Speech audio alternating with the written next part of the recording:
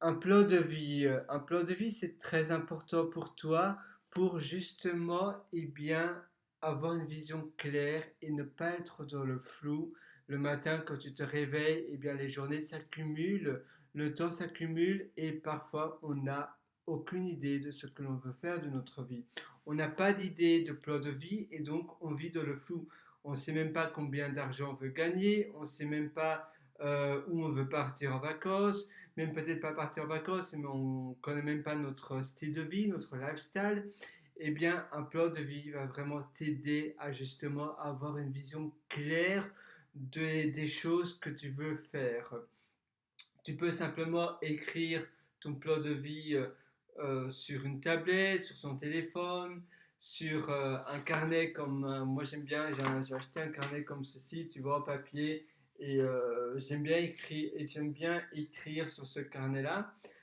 Et voilà, moi c'est sur papier, mais sinon tu peux tout simplement l'écrire sur ton téléphone, sur ta tablette, mais c'est bien après de l'imprimer éventuellement et de l'afficher quelque part sur ton mur pour toujours avoir ce plan de vie à portée de ta vue, de ta vision. Quand tu te lèves le matin et le soir avant d'aller au lit, tu dois te dire, ah oui, ça c'est mon plan de vie et les choses que tu veux absolument, qui plus ou moins tu veux devenir, qui tu veux tordre dans un an, dans 2 ans et dans 3 ans. La personne idéale que tu voudrais devenir, la personne que waouh, tu admires et finalement tu peux l'être, mais si tu n'as pas de plan de vie, si tu avances dans le flou, tu vas pas devenir cette personne-là. Finalement, n'importe qui peut devenir n'importe quoi. On peut tous devenir la personne où on peut tous faire ce que l'on rêve de faire. Maintenant, évidemment, même si tu pars de rien, si tu n'as pas d'argent, rien du tout, tu peux le devenir. Maintenant, évidemment, il faut avoir un plan d'action bien précis et y croire. Et ça, ce sont les deux choses les plus difficiles. Surtout y croire, avoir le bon mindset et supprimer toutes les barrières mentales que tu pourrais avoir. Parce que les barrières mentales, c'est finalement des limites qui n'existent pas, seulement dans ta tête, liées à ton éducation, à ton passé, à ce qui s'est passé dans le passé, à ta religion peut-être, à ce qu'on t'a dit quand tu étais petit, à ton environnement, oui, à ton environnement tout court aussi. Ça veut dire l'endroit où tu baignes, etc. Donc tu peux justement modifier ton environnement, que ce soit de manière virtuelle en essayant de lire énormément de livres, de personnes qui justement vers qui tu veux tordre. Ça peut être écouter des livres audio, écouter des conférenciers, etc. Et ça, c'est modifier l'environnement vers où tu baignes. Maintenant, les barrières mentales liées à ton éducation, aux expériences passées que tu as eues, il faut simplement les passer outre ces barrières mentales et te dire que finalement, la seule limite qui existe, c'est celle dans ta tête. C'est la seule limite. La seule limite que tu as, la seule limite qui existe, c'est finalement celle qui est dans ta tête. Dans ton plan de vie, c'est aussi important de te dire, voilà, je veux travailler pas parce que je dois travailler, mais je veux travailler parce que je veux travailler. Je travaille parce que je veux travailler, je ne travaille pas parce que je dois travailler. Et donc, ton plan de vie, évidemment, il va avoir aussi du travail, mais du bon travail, parce que finalement, le travail est mal interprété, surtout en langue française et en langue latine, parce que travail vient de tripalium, qui veut dire torture. Et travaro en espagnol, etc., c'est pas très bien, voilà, c'est pas, l'interprétation n'est pas splendide. En anglais, c'est déjà mieux parce que c'est work, W-O-R-K, et ça, c'est déjà, voilà, je sais pas d'où vient le mot, mais en tout cas, j'ai l'impression que la connotation est déjà meilleure. Mais tu dois vraiment voir le travail comme plus ou moins une activité de vie. À nouveau, tu dois modifier les mots.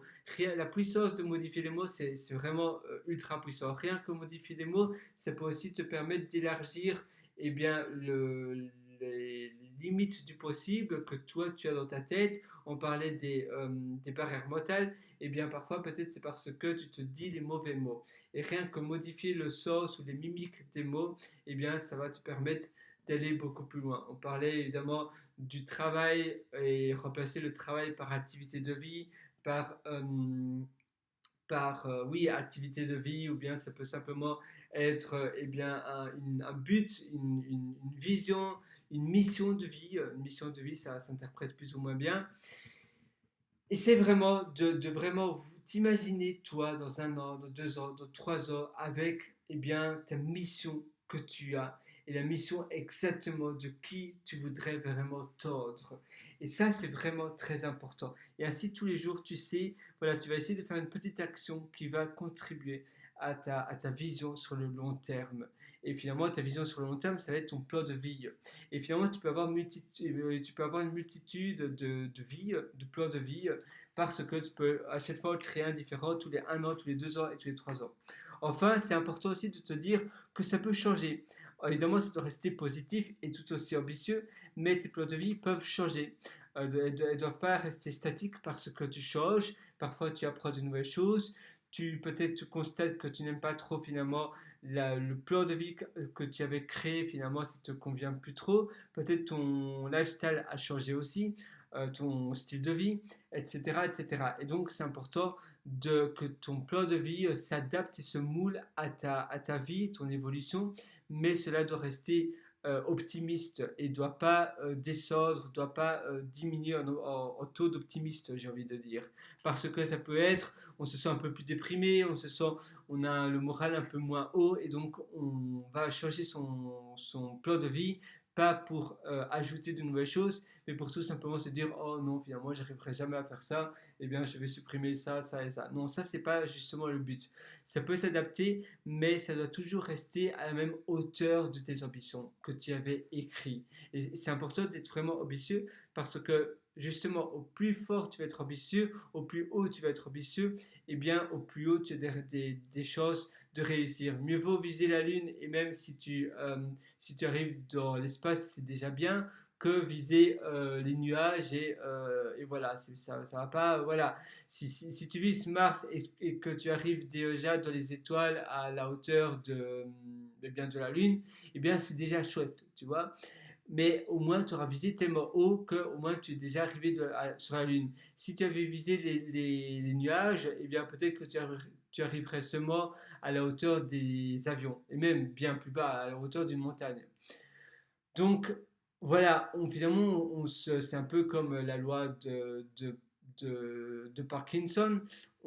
Finalement, on se donne limite, on se moule par rapport à ce qu'on s'est donné. Si on se donne 2 heures, on va passer 2 heures à faire une recherche ou à faire une formation.